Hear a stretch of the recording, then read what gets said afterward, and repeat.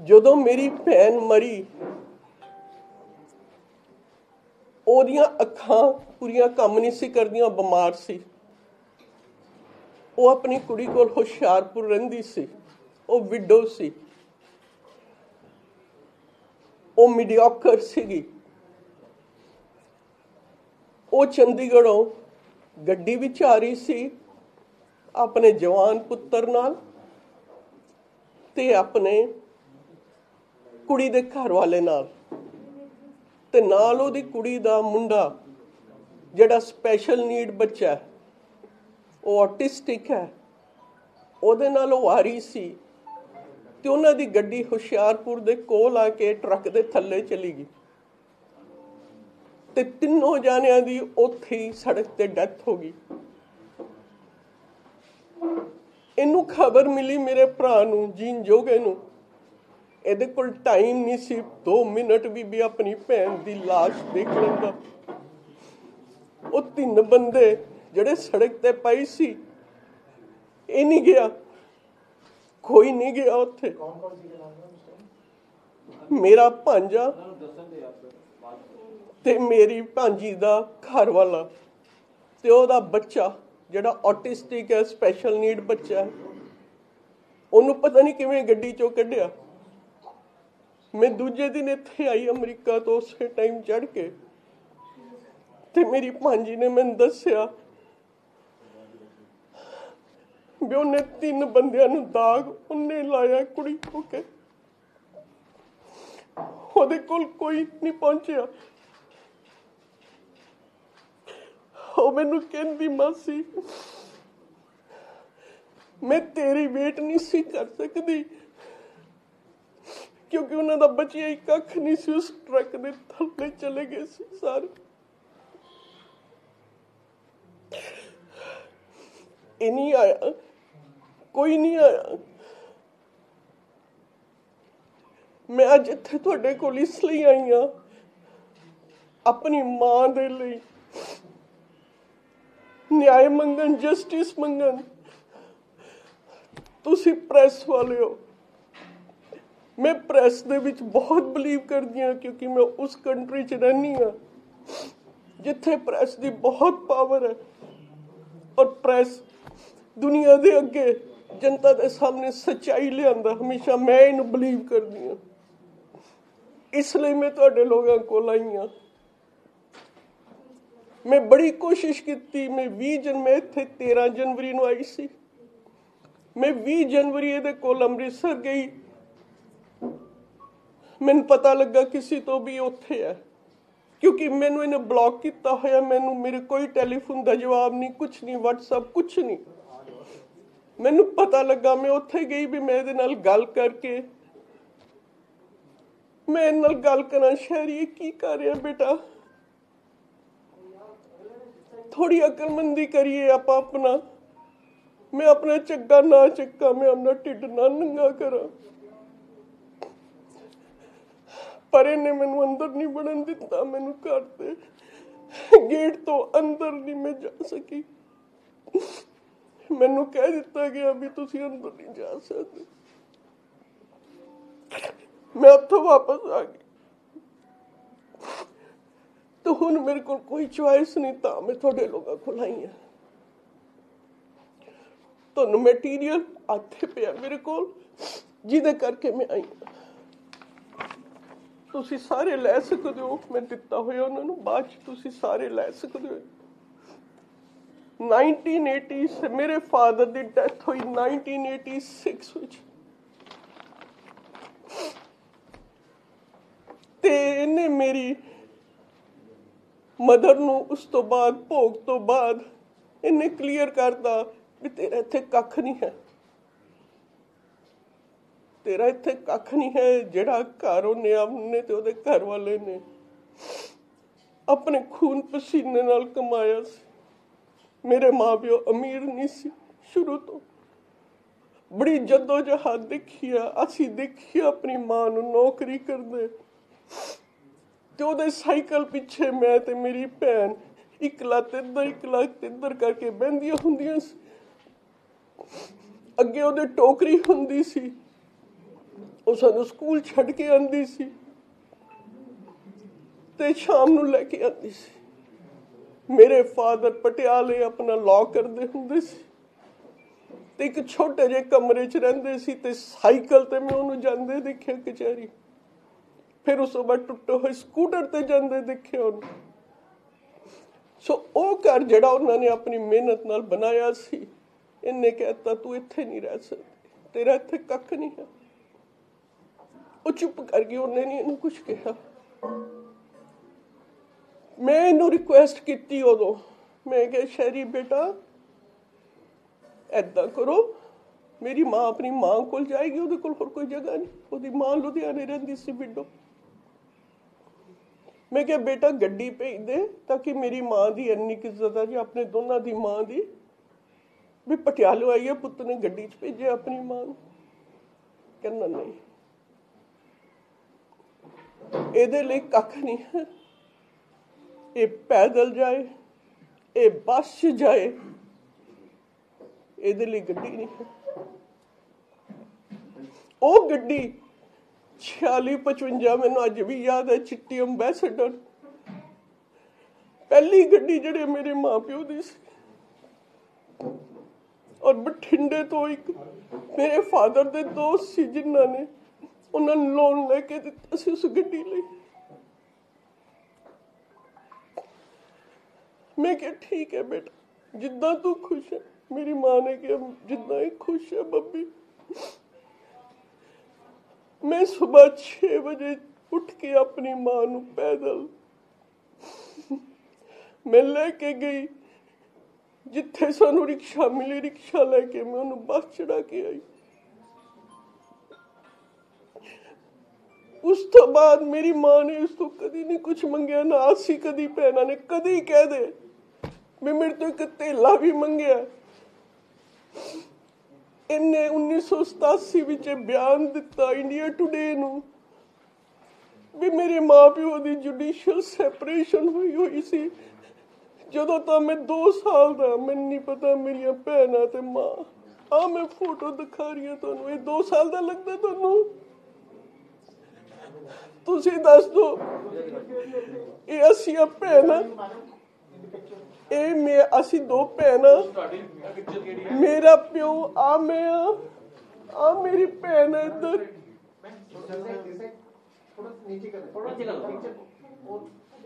ਆ ਮੇਰੇ ਫਾਦਰ, ਆ ਸ਼ਹਿਰੀ ਹੈ, ਆ ਜਿਹੜਾ ਪਿੱਛੇ ਸਰਦਾਰ ਬੰਦਾ ਹੈ ਮੇਰੇ ਤਾਇਆ ਜੀ ਦਾ ਮੁੰਡਾ, ਜਿਹਦੇ ਵਿਆਹ ਤੇ ਫੋਟੋ ਲਿੱਤੀ ਗਈ ਹੈ, ਅਮਰਜੀਤ ਸਿੰਘ ਸਿੱਧੂ। ਇਹ 2 ਸਾਲ ਦਾ ਹੈ। ਹੋ ਸਕਦਾ ਮੇਰੀਆਂ ਅੱਖਾਂ ਨੂੰ ਭੁਲੇਖਾ ਪੈਂਦਾ ਹੋਵੇ।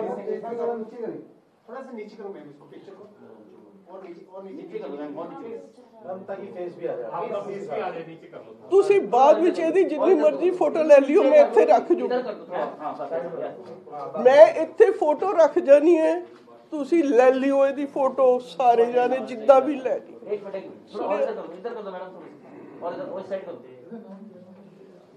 ਸੋ ਇਹਨੇ ਜਿਹੜਾ ਬਿਆਨ ਦਿੱਤਾ, ਮੇਰੀ ਮਾਂ ਇਹਦੇ ਕੋਲ ਗਈ ਲੁਧਿਆਣੇ ਤੋਂ, ਇਹਨੂੰ ਪੁੱਛਣ ਵੀ ਸ਼ਹਿਰੀ ਆ ਕੀ ਹੈ, ਤੂੰ ਝੂਠ ਕਿਉਂ ਬੋਲ ਰਿਹਾ? ਇਹ ਕਹਿੰਦਾ ਮੈਂ ਨਹੀਂ ਕਿਹਾ ਮੰਮੀ, ਇਹ ਕਿਸੇ ਹੋਰ ਨੇ ਕਿਹਾ। ਉਹ ਕਹਿੰਦੇ ਫਿਰ ਤੂੰ ਉਦੋਂ ਕਿਉਂ ਨਹੀਂ ਕਿਹਾ ਜਦ ਤੂੰ ਕੋਲ ਸੀ ਵੀ ਇਹ ਝੂਠ ਹੈ, ਤੂੰ ਚੁੱਪ ਕਿਉਂ ਰਿਹਾ? ਉਹ ਬਿਮਾਰ ਸੀ ਜਨਾਨੀ, ਉਹਨੂੰ ਡਾਇਬੀਟੀਜ਼ ਸੀ, ਉਹਦੀ ਅੱਖਾਂ ਤੇ ਬਹੁਤ ਅਸਰ ਸੀ, ਪਰ ਉਹਨੇ ਇਸ ਤੋਂ ਕਦੀ ਧੇਲਾ ਨਹੀਂ ਮੰਗਿਆ, ਨਾ ਇਹਨੇ ਕਦੀ ਉਹਨੂੰ ਦਿੱਤਾ। ਉਹ ਕਹਿੰਦੇ ਵੀ ਮੈਂ ਇਹ ਕਲੀਅਰ ਕਰਨਾ ਹੈ, ਮੈਂ ਕੋਰਟ ਵਿੱਚ ਜਾਊਂਗੀ।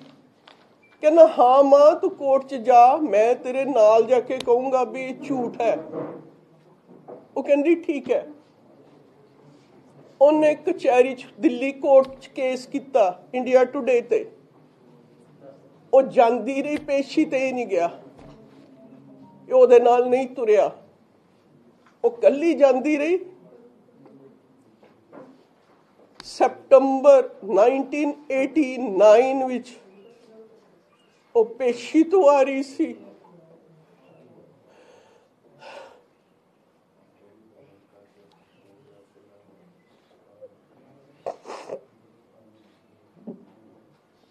माफ करियो ओदी दिल्ली रेलवे स्टेशन ते एक लवारस औरत की तरह मौत हो गई, जिहदे कोल कोई ओदा घर वाला बच्चा नहीं सी, कोई होर नहीं सी, जबकि ओदे पैसे ते ऐश कर रहा सी क्योंकि उन्हों हिस्सा ना देना पे, जिस करके इन्हें झूठ बोलिया जो मैं समझदी हां।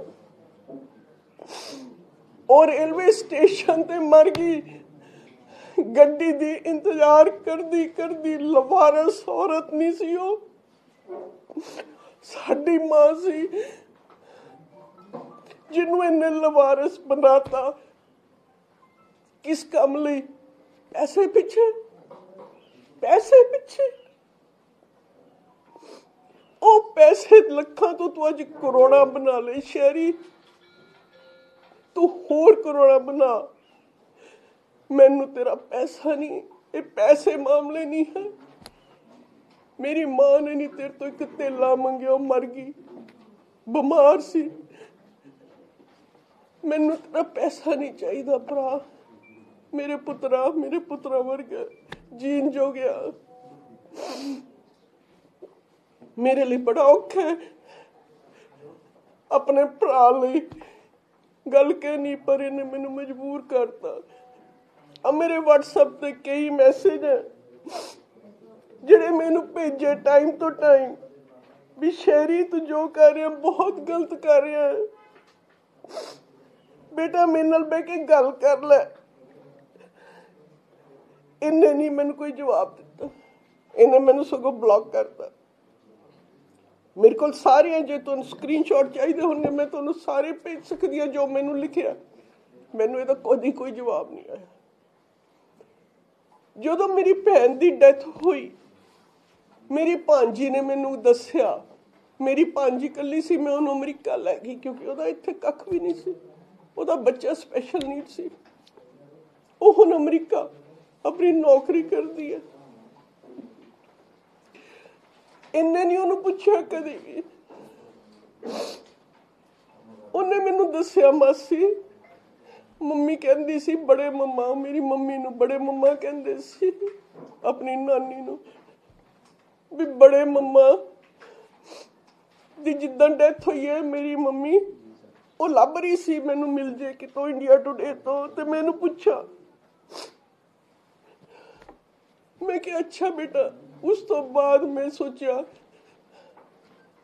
मां का दुख हमेशा पुत ठीक करते हैं, बस कहने भी पुत जड़ा अपने मां प्यो की इज्जत रखते हैं, इन्हें नहीं रखी। जेड़ी मां ने अपनी जान ते खेल के इनू जन्म दिता, जिवें दसदा भी उन्होंने प्लेसेंटा प्रीवियस ही मेरी मां नू, वो हस्पताल पई रही 4 महीने भी ए बच जे। इन्हें उन्होंने की दिता? नमोशी, बेइज्जती ते अल्टीमेटली ओदी मौत। ये ओदे पुत्त ने उन्होंने दिता जिन्हों असी रब तो दुआवां करके लिता सी, दोनों भैनों ने, मां ने, प्यो ने। सानू एक भरा दे दे, असी रखड़ी बन सकी, सानू एक पुत्त दे दे। ये उस पुत्त ने उन्होंने दिता ते सानू दिता। कदी इस तो पैसा तो नहीं किसी ने मंगे, इन्हू पूछो। और मेरी भांजी ने जब मैनू कहा, मैं फिर आर्टिकल लभना शुरू किया भी मैनू कितों मिले, क्योंकि मैं प्रूफ लियाना चाहती सी तुहाडे सब दे सामने। मैं शहरी नहीं हाँ जिहड़ा जो मुंह चाहे बोली जावा, मैं वो नहीं हाँ। मैं हर चीज़ का सबूत है मेरे को, जो कुछ मैं कह रही मैं वही नहीं बोलना। वो मैनू आर्टिकल बहुत देर बाद जाके लभा, ओदी कॉपी है, वो भी तुहानू सब नू मिल जाएगी जो इन्हें कहा। जो वो आर्टिकल मेरे को आया, मैं फिर इन व्हाट्सएप पे मैसेज भेजा, शहरी तो बहुत क्रूअल है, जो कुछ तो अपनी फैमिली नाल कर रहा, कभी तो सोचा तो की कर रहे हैं? इसका कोई जवाब नहीं। सो मेरे को फिर मैं जो मिलन गई 20 जनवरी ने दरवाजे नहीं खोले, ਹੁਣ ਮੈਨੂੰ ਨਹੀਂ ਸਮਝ ਆਉਂਦੀ ਮੇਰੇ ਕੋਲ ਹੋਰ ਕੀ ਰਸਤਾ ਹੈ ਵੀ ਮੈਂ ਆਪਣੀ ਮਾਂ ਦੇ ਲਈ ਉਹਦੇ ਨਾਮ ਤੇ ਜਿਹੜੇ ਇਹਨੇ ਧੱਬਾ ਲਾਇਆ ਮੈਂ ਉਹ ਕਿੱਦਾਂ ਕਲੀਅਰ ਕਰਾਂ।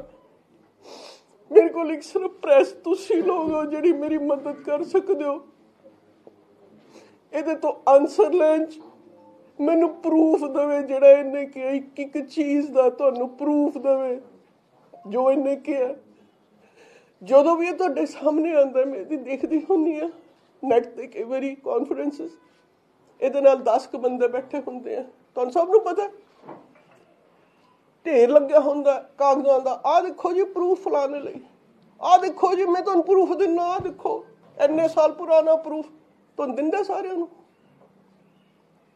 ਹੁਣ ਤੁਸੀਂ ਪ੍ਰੂਫ ਦਵੋ, ਮੰਗੋ ਉਸ ਤੋਂ ਜਿਹੜਾ ਤੁਹਾਨੂੰ ਦਿੰਦਾ ਹਮੇਸ਼ਾ ਪ੍ਰੂਫ ਲਿਆਓ, ਪ੍ਰੂਫ ਦਵੋ।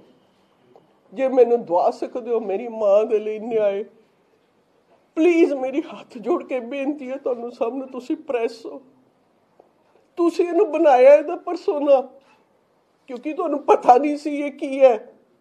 ਮੈਂ ਤੁਹਾਨੂੰ ਦੋਸ਼ ਨਹੀਂ ਦੇ ਰਹੀ, ਤੁਸੀਂ ਇਹਦਾ ਹਰ ਅਕਸ਼ਰ ਜਿਹੜੇ ਇਹਨੇ ਕਿਹਾ ਤੁਸੀਂ ਉਹਨੂੰ ਬਾਏ ਕੀਤਾ ਵੀ ਇਹ ਸਹੀ ਹੈ, ਕਿਉਂਕਿ ਅਸੀਂ ਅੱਜ ਤੱਕ ਕਦੀ ਬੋਲੀਆਂ ਨਹੀਂ। ਮੈਂ 70 ਸਾਲ ਦੀ ਹਾਂ, ਮੇਰੇ ਲਈ ਬੜਾ ਔਖਾ ਹੈ ਗੱਲ ਕਰਨੀ, ਮੇਰੀ ਫੈਮਿਲੀ ਦੀ ਗੱਲ ਹੈ, ਪਰ ਇਹ ਮੇਰੀ ਮਾਂ ਦਾ ਸਵਾਲ ਹੈ, ਮੇਰੇ ਮਾਂ ਪਿਓ ਦੀ ਇੱਜ਼ਤ ਦਾ ਸਵਾਲ ਹੈ, ਜਿਹਦੇ ਕਰਕੇ ਮੈਨੂੰ ਇਹ ਸਟੈਪ ਲੈਣਾ ਪਿਆ ਤੁਹਾਡੇ ਲੋਕਾਂ ਦੇ ਸਾਹਮਣੇ। ਪਲੀਜ਼ ਪਲੀਜ਼ ਮੇਰੀ ਮਦਦ ਕਰੋ। ਜੇ ਇਹਨੂੰ ਕੋਈ ਵੀ ਗੱਲ ਹੈ, ਇਤਰਾਜ਼ ਹੈ, ਕੁਛ ਵੀ ਹੈ, ਤੁਹਾਡੇ ਲੋਕਾਂ ਦੇ ਸਾਹਮਣੇ ਮੇਰੇ ਨਾਲ ਡਿਬੇਟ ਕਰਨ ਨੂੰ ਤਿਆਰ ਆ, ਇਕੱਲੇ ਨਾਲ ਨਹੀਂ। ਹੁਣ ਟਾਈਮ ਚਲਾ ਗਿਆ, ਮੈਂ ਬੜੀ ਕੋਸ਼ਿਸ਼ ਕੀਤੀ ਵੀ ਮੇਰੇ ਕੱਲੀ ਨਾਲ ਤੂੰ ਗੱਲ ਕਰ ਲੈ ਪੁੱਤਰਾ। ਮੈਂ ਇਹਨੂੰ ਸ਼ਹਿਰੀ ਪੁੱਤ ਕਹਿੰਦੀ ਹਾਂ, ਮੈਂ ਤੇ ਮੇਰੀ ਭੈਣ ਨੇ ਕਦੀ ਇਹਨੂੰ ਭਰਾ ਨਹੀਂ ਕਿਹਾ, ਇਹ ਸਾਡਾ ਪੁੱਤਾਂ ਵਰਗਾ। ਬੜਾ ਕਿਹਾ ਇਹਨੂੰ ਸ਼ਹਿਰੀ ਪੁੱਤ ਨਾ ਕਰੇ ਤਾਂ ਥੋੜਾ ਜਿਹਾ ਸੋਚ ਲੈ, ਤੇਰੇ ਤੋਂ ਕੁਛ ਮੰਗਦਾ ਨਹੀਂ ਕੋਈ। ਇਹ ਕਹਿ ਦੇ ਇੱਕ ਵਾਰੀ ਵੀ ਮੇਰੀ ਮਾਂ ਨੇ ਜਾਂ ਭੈਣਾਂ ਨੇ ਇੱਕ ਧੇਲਾ ਵੀ ਮੰਗਿਆ। ਹਾਂ, ਇਹਨੂੰ ਕੋਈ ਚੀਜ਼ ਦੀ ਲੋੜ ਹੋਈ ਇਹਨੇ ਮੈਨੂੰ ਕਿਹਾ, ਮੈਨੂੰ ਭੇਜੀ ਹੈ। ਜਦੋਂ ਚੀਜ਼ ਭੇਜਦਾ ਫਿਰ ਇਹਦੇ WhatsApp ਤੇ ਮੈਸੇਜ ਆ, ਯੂ ਆਰ ਅ ਜੈਮ ਦੀਦੀ। ਉਦੋਂ ਮੈਂ ਜੈਮ ਹੋ ਗਈ, ਉਂਝ ਮੈਂ ਘਰ ਨਹੀਂ ਵੜ ਸਕਦੀ। ਠੀਕ ਹੈ, ਸੋ ਮੈਂ ਬੇਨਤੀ ਕਰ ਰਹੀ ਹਾਂ ਤੁਹਾਡੇ ਨਾਲ, ਤੇ ਨਾਲੇ ਮੈਂ ਪੰਜਾਬ ਦੀਆਂ ਸਾਰੀਆਂ ਮਾਵਾਂ ਭੈਣਾਂ ਨੂੰ ਅਪੀਲ ਕਰਦੀ ਹਾਂ। ਮੇਰੀ ਮਾਂ ਚਲੀ ਗਈ, ਮੇਰੀ ਭੈਣ ਚਲੀ ਗਈ, ਤੁਸੀਂ ਸਾਰੀਆਂ ਮੇਰੀਆਂ ਮਾਵਾਂ ਭੈਣਾਂ ਹੋ। ਜਿੱਥੇ ਕਿਤੇ ਤੁਹਾਨੂੰ ਮਿਲਦਾ ਹੈ ਪਲੀਜ਼ ਇਹਨੂੰ ਪੁੱਛੋ ਤੂੰ ਆਪਣੀ ਮਾਵਾਂ ਭੈਣਾਂ ਨਾਲ ਕੀ ਕੀਤਾ, ਕਿਉਂ ਕੀਤਾ। ਇੱਕ ਪੈਸੇ ਪਿੱਛੇ ਤੂੰ ਆਪਣੀ ਮਾਂ ਨੂੰ ਉਹਦਾ ਰਾਈਟਫੁਲ ਹੱਕ ਨਾ ਦੇਣਾ ਪਈ ਤਾਂ ਤੂੰ ਇਹ ਝੂਠ ਬੋਲਿਆ। ਉਹ ਪੈਸੇ ਪਿੱਛੇ ਤੂੰ ਉਹ ਆਪਣੀ ਮਾਂ ਨੂੰ ਕਹਿ ਦਿੰਦਾ, ਆਪਣੀਆਂ ਭੈਣਾਂ ਨੂੰ ਕਹਿ ਦਿੰਦਾ ਵੀ ਮੈਨੂੰ ਪੈਸੇ ਦੀ ਬਹੁਤ ਭੁੱਖ ਹੈ, ਮੈਂ ਤੁਹਾਨੂੰ ਨਹੀਂ ਦੇਣਾ ਕੁਛ ਵੀ। ਅਸੀਂ ਤੇਰੇ ਤੋਂ ਵਾਰ ਕੇ ਸੁੱਟ ਦਿੰਦੀਆਂ ਸ਼ੇਰੀ, ਅਸੀਂ ਹੁਣ ਵੀ ਤੇਰੇ ਤੋਂ ਵਾਰਿਆ ਹੋਇਆ, ਸਾਨੂੰ ਨਹੀਂ ਚਾਹੀਦਾ ਤੇਰਾ ਪੈਸਾ। ਇਹ ਪੈਸਾ ਮੇਰੇ ਮਾਂ ਦੇ ਖੂਨ ਨਾਲ ਰੰਗਿਆ ਹੋਇਆ ਜਿਹੜਾ ਅੱਜ ਇੰਜੋਏ ਕਰ ਰਹੀ। ਮੈਨੂੰ ਨਹੀਂ ਚਾਹੀਦਾ ਆਪਣੇ ਮਾਂ ਦੇ ਪਿਓ ਦੇ ਖੂਨ ਦਾ ਪੈਸਾ, ਮੈਨੂੰ ਨਹੀਂ ਚਾਹੀਦਾ। ਅਸੀਂ ਆਪਣੀ ਮਿਹਨਤ ਕਰਕੇ ਆਪਣਾ ਗੁਜ਼ਾਰਾ ਕਰ ਰਹੇ ਹਾਂ ਔਰ ਕਰਾਂਗੇ, ਪਰ ਮੈਨੂੰ ਜਵਾਬ ਲੈ ਦੋ ਰੱਬ ਦੇ ਪਾਸੇ। ਮੈਂ ਸਿਰਫ ਤੁਹਾਨੂੰ ਇੰਨੀ ਗੁਜ਼ਾਰਿਸ਼ ਕਰਨੀ ਹੈ, ਇਸ ਲਈ ਮੈਂ ਇੱਥੇ ਆਈ ਹਾਂ ਤੇ ਆਪਣਾ ਮੈਂ ਝੱਗਾ ਚੱਕਿਆ। ਇੱਕ ਅਖੀਰੀ ਗੱਲ ਮੈਂ ਜ਼ਰੂਰ ਕਹਿਣਾ ਚਾਹੂੰਗੀ, ਉਹ ਜੀਣ ਜੋ ਗਿਆ ਮੇਰੇ ਭਰਾਵਾ, ਮੇਰੇ ਪੁੱਤਰਾ। ਇੱਕ ਘਰ ਤਾਂ ਡੈਨ ਵੀ ਛੱਡ ਦਿੰਦੀ ਹੈ, ਉਹ ਇੱਕ ਘਰ ਤਾਂ ਪੁੱਤਰਾ ਡੈਨ ਵੀ ਛੱਡ ਦਿੰਦੀ ਹੈ। ਤੇ ਤੂੰ ਬਹੁਤ ਬਹੁਤ ਸ਼ੁਕਰੀਆ ਤੁਹਾਡਾ ਸੁਣਨ ਲਈ। ਮੈਂ ਹੋਰ ਤੁਹਾਨੂੰ ਕੁਛ ਨਹੀਂ ਕਹਿਣਾ ਚਾਹੁੰਦਾ। ਸੁਮਨ ਜੀ ਇੱਕ ਸਵਾਲ ਹੈ ਕਿ ਹੁਣ ਇਲੈਕਸ਼ਨ ਦਾ ਸਮਾਂ ਹੈ, ਹੁਣ ਤੁਸੀਂ ਸਾਹਮਣੇ ਆ ਰਹੇ ਸੀਗੇ, ਪਹਿਲਾਂ ਕਿਉਂ ਨਹੀਂ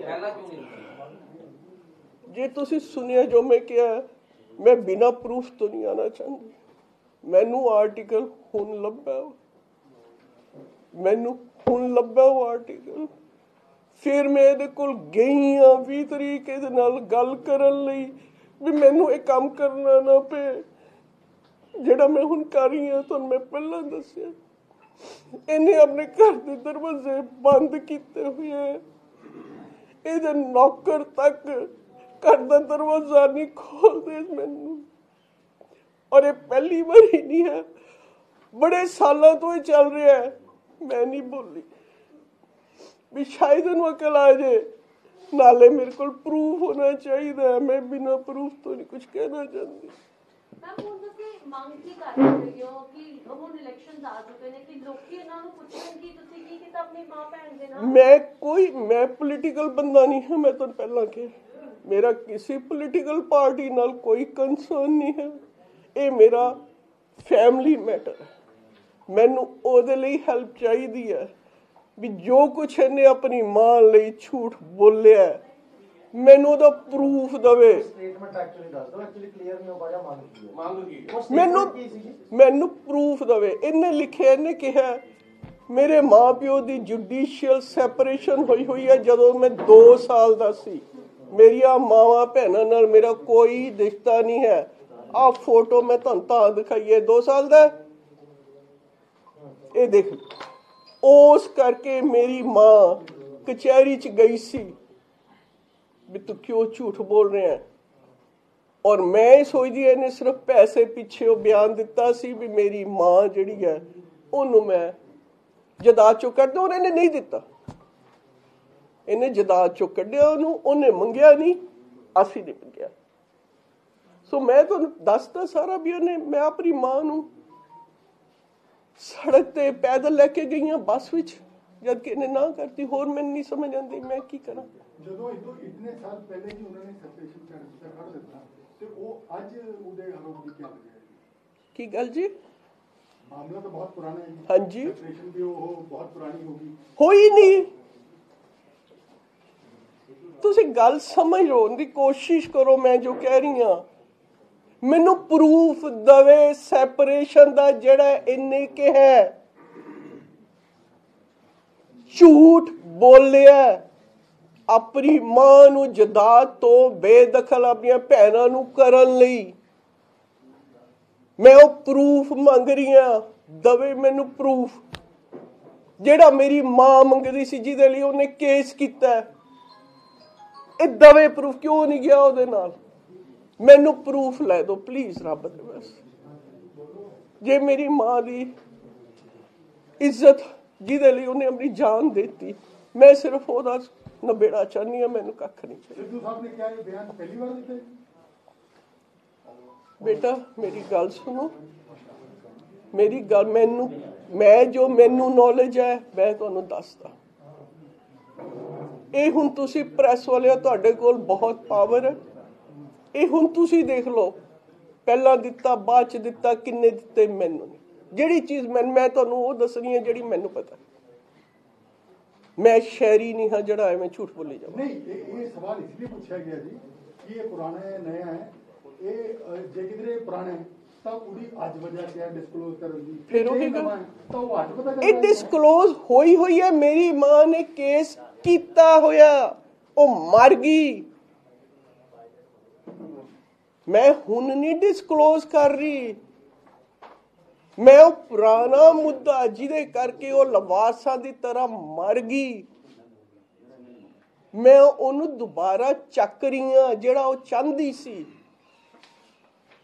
ਵੀ ਮੇਰਾ ਨਾਮ ਕਲੀਅਰ ਹੋ। ਤੁਹਾਡੇ ਕਹਿਣ ਦਾ ਮਤਲਬ ਹੈ 1987 ਚ ਇੱਕ ਆਰਟੀਕਲ ਛਪਦਾ ਹੈ, ਹਾਂਜੀ, ਜਿਸ ਦੇ ਵਿੱਚ ਇਹ ਕਹਿੰਦੇ ਨੇ ਕਿ 2 ਸਾਲ ਦਾ ਜਦੋਂ ਮੈਂ ਸੀ ਉਦੋਂ ਸੈਪਰੇਸ਼ਨ ਹੋ ਗਈ। ਹਾਂ, ਲੇਕਿਨ ਇਹ ਝੂਠੀ ਸਟੇਟਮੈਂਟ ਸੀ ਤੁਹਾਡੀ ਮਾਂ ਨੂੰ ਔਰ ਤੁਹਾਨੂੰ ਜਿਹੜਾ ਜਾਇਦਾਦ ਤੋਂ ਬੇਦਖਲ ਕਰਨ ਦੇ ਲਈ। ਤੇ ਉਹਦਾ ਹੁਣ ਤੁਸੀਂ ਪ੍ਰੂਫ ਮੰਗ ਰਹੇ ਹੋ ਕਿ ਇਹ ਝੂਠੀ ਸਟੇਟਮੈਂਟ? ਹਾਂਜੀ, ਬਸ ਮੈਂ ਪੁੱਛ ਰਿਹਾ ਜੀ ਅੱਜ ਕਿਉਂ ਦੇ ਰਹੇ ਸਟੇਟਮੈਂਟ? ਹਾਂਜੀ ਅੱਛਾ ਇਹ ਸਟੇਟਮੈਂਟ ਤੁਸੀਂ ਅੱਜ ਕਿਉਂ ਦੇ ਰਹੇ ਹੋ? ਮੈਨੂੰ ਜਦੋਂ ਭਾਈ ਸਾਹਿਬ ਉਹ ਲਿੰਕ ਮਿਲੇਗਾ ਮੈਂ ਤਾਂ ਹੀ ਤੁਹਾਨੂੰ ਦੱਸੂਗੀ, ਜੇ ਮੇਰੇ ਹੱਥ 'ਚੋਂ ਹੈ ਹੀ ਨਹੀਂ ਇਹਦਾ ਸਟੇਟਮੈਂਟ। ਤੁਸੀਂ ਕੋਈ ਕਾਨੂੰਨੀ ਕਾਰਵਾਈ ਕਰ ਰਹੇ ਹੋ? ਤੁਸੀਂ ਕਹਿ ਰਹੇ ਕਿ ਮੈਂ ਕੁਛ ਨਹੀਂ ਕਰ ਰਹੀ, ਮੇਰੀ ਮਾਂ ਨੇ ਕੀਤੀ। ਮੈਂ ਤੁਹਾਡੇ ਕੋਲ ਪਹਿਲੀ ਵਾਰੀ ਆਈ ਹਾਂ ਹੁਣ, ਕਿਉਂਕਿ ਮੈਨੂੰ ਆਰਟੀਕਲ ਹੁਣ ਮਿਲਿਆ, ਮੈਂ ਲੱਭ ਰਹੀ ਸੀ। ਇਹ 87 ਦਾ ਆਰਟੀਕਲ ਹੈ ਜੀ, 87 ਦਾ। ਇਹ ਸਾਰੇ ਤੁਸੀਂ ਕਾਪੀ ਲੈ ਸਕਦੇ ਹੋ, ਸਾਰਿਆਂ ਦੇ ਕੋਲ ਕਾਪੀ ਹੈ। ਦਿਖਾ ਦਿਓ। ਇਹ ਨੇ ਇੰਡੀਆ ਟੁਡੇ ਨੂੰ ਦਿੱਤੀ ਹੈ, ਮੈਂ ਸਾਹਮਣੇ ਜਿਹਦੇ ਚ ਇਹਨੇ ਕਿਹਾ ਮੈਂ 2 ਸਾਲ ਦਾ ਸੀ ਜਦੋਂ ਮੇਰੇ ਮਾਂ ਪਿਓ ਨੀਚੇ ਕਰੋ ਮੈਮ, ਨੀਚੇ ਕਰੋ। ਦੀ ਸੈਪਰੇਸ਼ਨ ਹੋ ਗਈ ਤੇ ਮੇਰੀ ਮਾਂ ਤੇ ਭੈਣਾਂ ਨਾਲ ਮੇਰਾ ਕੋਈ ਲਿੰਕ ਨਹੀਂ ਹੈ। ਹੋਰ ਨੀਚੇ। ਮੈਡਮ ਤੁਹਾਨੂੰ ਇਹ ਪਤਾ ਹੈ ਇਸ ਦੇ ਨਾਲ ਨਵਜੋਤ ਸਿੰਘ ਸਿੱਧੂ ਦਾ ਕਿੰਨਾ ਵੱਡਾ ਨੁਕਸਾਨ ਹੋ ਜਾਏਗਾ? ਤੁਹਾਨੂੰ ਇਸ ਚੀਜ਼ ਦੀ ਗੱਲ ਸਮਝ ਹੈ ਵੀ ਜਿਹੜੀ ਤੁਸੀਂ ਸਟੇਟਮੈਂਟ ਦੇ ਰਹੇ ਹੋ ਇਸ ਦੇ ਨਾਲ ਨਵਜੋਤ ਸਿੰਘ ਸਿੱਧੂ ਦਾ ਕਿੰਨਾ ਵੱਡਾ ਨੁਕਸਾਨ ਹੋਵੇਗਾ? ਤੁਸੀਂ ਮੇਰੇ ਤੋਂ ਇਹ ਸਵਾਲ ਪੁੱਛਣ ਦੀ ਬਜਾਏ ਤੁਸੀਂ ਨਵਜੋਤ ਸਿੰਘ ਨੂੰ ਪੁੱਛ ਸਕਦੇ ਹੋ ਵੀ ਜਦ ਤੇਰੀ ਭੈਣ ਤੈਨੂੰ ਮਿਲਣ ਆਈ ਸੀ, ਜਦ ਤੇਰੀ ਭੈਣ ਤੈਨੂੰ WhatsApp ਤੇ ਮੈਸੇਜ ਭੇਜਦੀ ਸੀ ਵੀ ਤੂੰ ਕੀ ਕਰ ਰਿਹਾ ਆਪਣੀ ਫੈਮਿਲੀ ਨਾਲ। You are a cruel person, what you are doing to your family. ਜਦੋਂ ਤੂੰ ਆਪਣੀਆਂ ਭੈਣਾਂ ਨੂੰ ਨੌਕਰਾਂ ਦੇ ਹੱਥ ਜਾਂ ਜਸਬੀਰ ਕੌਰ ਕਹਿ ਦਿੰਦੀ ਸੀ ਮੈਂ ਸੁੱਤੀ ਪਈ ਆ, ਚਾਬੀ ਨਹੀਂ ਮੈਂ ਦੇਣੀ, ਦਰਵਾਜ਼ਾ ਨਹੀਂ ਖੁੱਲਣਾ, ਤੂੰ ਉਹਦਾ ਕੁਝ ਕੀਤਾ ਸੀ ਵੀ ਉਦੋਂ? ਇਹ ਕੁਐਸਚਨ ਤੁਸੀਂ ਉਹਨੂੰ ਪੁੱਛੋ, ਮੈਨੂੰ ਪੁੱਛਣ ਦੀ ਬਜਾਏ। ਮੈਨੂੰ ਮਜਬੂਰ ਕੀਤਾ ਗਿਆ, ਮੈਂ ਕਿਸੇ ਇਲੈਕਸ਼ਨ ਵਿੱਚ ਨਹੀਂ ਹਾਂ। ਤੁਹਾਨੂੰ ਜਸਬੀਰ ਕੌਰ ਨਹੀਂ ਪਤਾ ਜਿਹੜੀ ਉਸ ਘਰ ਦੀ ਸਭ ਕੁਝ ਹੈ? ਇਹਦੀ ਸੱਸ ਜਿਹਦੇ ਕਰਕੇ ਕੋਈ ਕੁਝ ਚੱਲਦਾ ਹੀ ਨਹੀਂ, ਤੁਹਾਨੂੰ ਉਹਦਾ ਨਹੀਂ ਪਤਾ?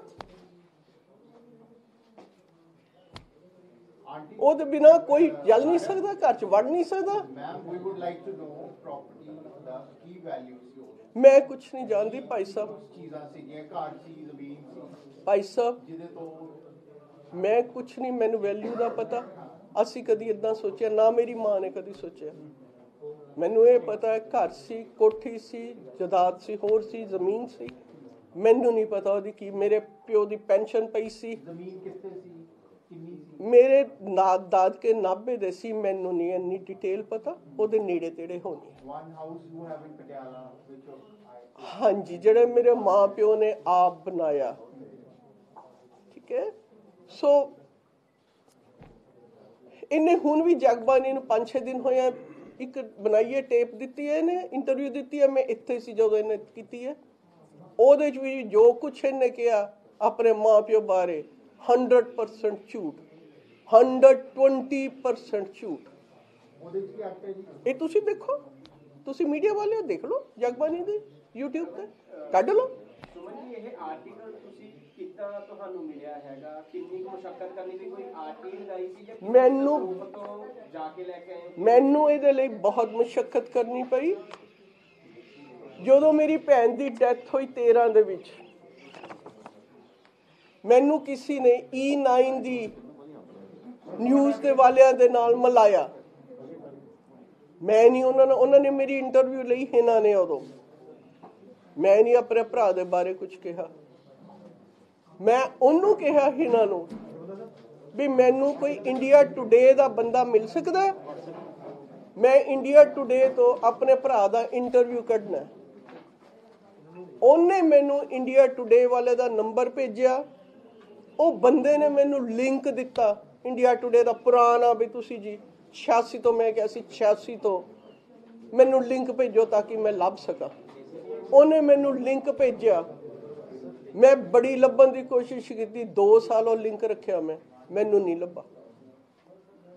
ਮੈਂ ਹੋਰ ਬੜੇ ਬੰਦਿਆਂ ਦੀ ਮਦਦ ਮੰਗੀ ਵੀ ਪਲੀਜ਼ ਰੱਬ ਦੇ ਵਾਸਤੇ ਮੈਨੂੰ ਕੋਈ ਨਾ ਇੰਟਰਵਿਊ ਕਢਾ ਦਿਓ ਤਾਂ ਕਿ ਮੈਂ ਇਹਨੂੰ ਦਿਖਾ ਸਕਾਂ। ਮੈਂ ਇਹਨੂੰ ਦਿਖਾਣੀ ਸੀ ਬੇਸਿਕਲੀ, ਮੈਂ ਇਹਨੂੰ ਪੁੱਛਣਾ ਸੀ ਵੀ ਆਹ ਜੋ ਕੁਝ ਤੂੰ ਕਿਹਾ ਹੈ ਸੱਚ ਹੈ ਬੇਟਾ ਕਿ ਝੂਠ ਹੈ? ਮੈਨੂੰ ਦੱਸ।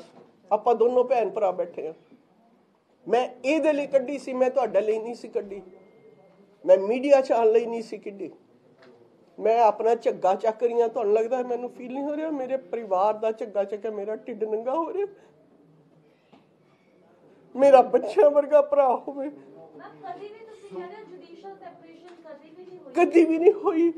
ਸੁਮਨ ਜੀ ਤੁਸੀਂ ਦੱਸੋ ਲੋਕਾਂ ਨੂੰ ਵੀ ਨਵਜੋਤ ਸਿੰਘ ਸਿੱਧੂ ਕਿੱਦਾਂ ਦਾ ਬੰਦਾ ਹੈ? ਮੈਨੂੰ ਨਹੀਂ ਪਤਾ, ਤੁਸੀਂ ਦੇਖੋ ਮੇਰਾ ਭਰਾ ਮੇਰੇ ਬੱਚਿਆਂ ਵਰਗਾ, ਮੈਂ ਉਹਦੇ ਬਾਰੇ ਮਾੜਾ ਵੀ ਨਹੀਂ ਕਹਿ ਸਕਦੀ, ਮੈਂ ਨਹੀਂ ਕਹਿ ਸਕਦੀ, ਉਹ ਮੇਰਾ ਭਰਾ ਹੈ, ਇੱਕੋ ਭਰਾ ਹੈ, ਔਰ ਮੇਰੇ ਬੱਚਿਆਂ ਵਰਗਾ, ਮੈਂ ਉਹਦੇ ਲਈ ਕੋਈ ਮਾੜਾ ਨਹੀਂ ਕਹਿਣਾ ਚਾਹੁੰਦੀ। ਮੈਨੂੰ ਸਿਰਫ ਆਪਣੀ ਮਾਂ ਲਈ ਜਸਟਿਸ ਚਾਹੀਦਾ, ਬਸ ਦੈਟਸ ਇਟ। ਮੈਂ ਤੁਸੀਂ ਇੰਡੀਆ ਕਦ ਆਏ ਸੀ? ਲੋਕੀ ਵਿਸ਼ਵਾਸ ਕਰਨ ਜਾਂ ਨਾ ਕਰਨ, ਇਹ ਲੋਕਾਂ ਦੇ ਉੱਤੇ, ਇਹ ਭਰਾ ਮੇਰਿਓ ਭੈਣਾਂ ਮੇਰਿਓ, ਇਹ ਲੋਕਾਂ ਦੇ ਉੱਤੇ ਆ।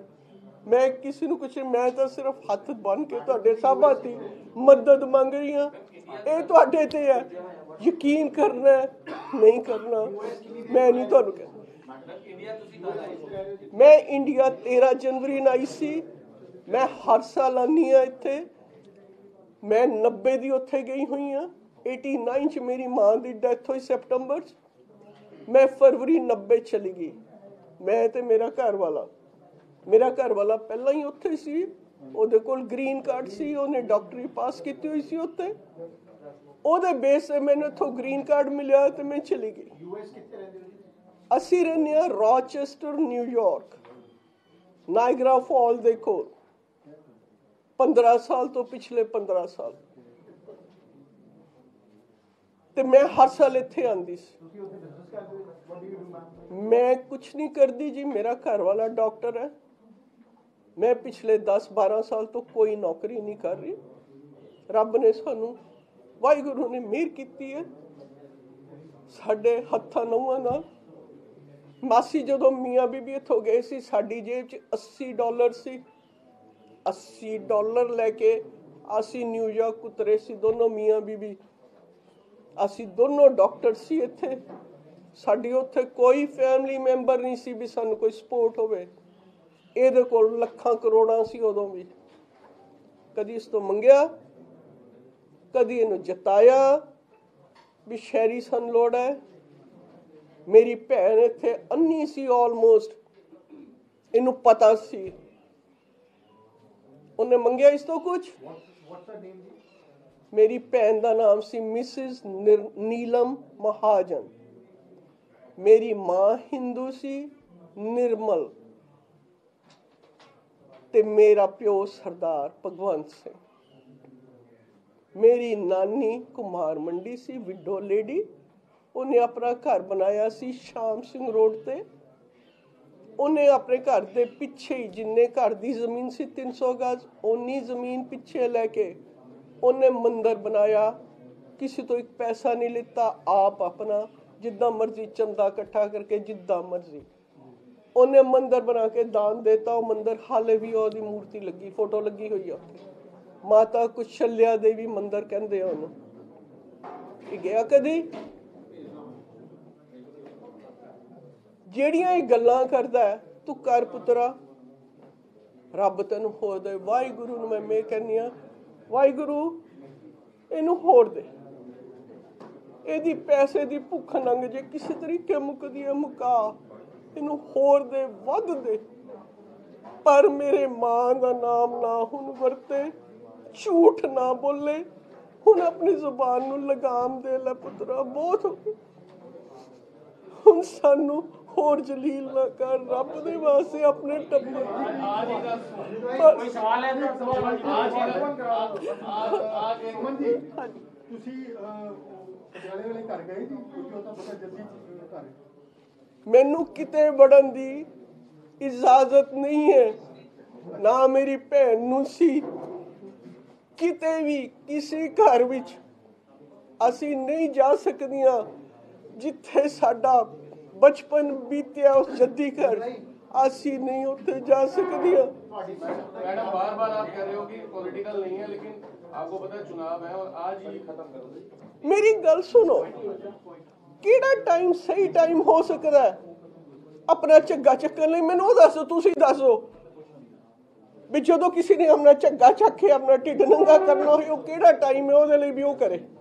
ਮੈਂ ਤੁਹਾਡੇ ਤੋਂ ਪੁੱਛਦੀ ਹਾਂ, ਚਲੋ ਮੈਂ ਤਾਂ ਤੁਸੀਂ ਕਹਤਾ ਇਲੈਕਸ਼ਨ ਹੈ, ਮੈਨੂੰ ਤੁਸੀਂ ਦੱਸੋ ਕਿਹੜਾ ਟਾਈਮ ਚੰਗਾ ਹੈ ਇੱਕ ਮਾਂ ਲਈ, ਇੱਕ ਭੈਣ ਲਈ ਵੀ ਆਪਣਾ ਝੱਗਾ ਚੱਕ ਕੇ ਆਪਣਾ ਢਿੱਡ ਨੰਗਾ ਕਰੇ? ਮੈਨੂੰ ਪੁੱਛਣ ਦੇ ਬਜਾਏ ਤੁਸੀਂ ਜਵਾਬ ਦਿਓ ਮੈਨੂੰ। ਰੱਬ ਦੇ ਹੁਣ ਬਸ ਪਲੀਜ਼, ਹੁਣ no more question, I am done, please। ਸ਼ੁਕਰੀਆ ਬਹੁਤ।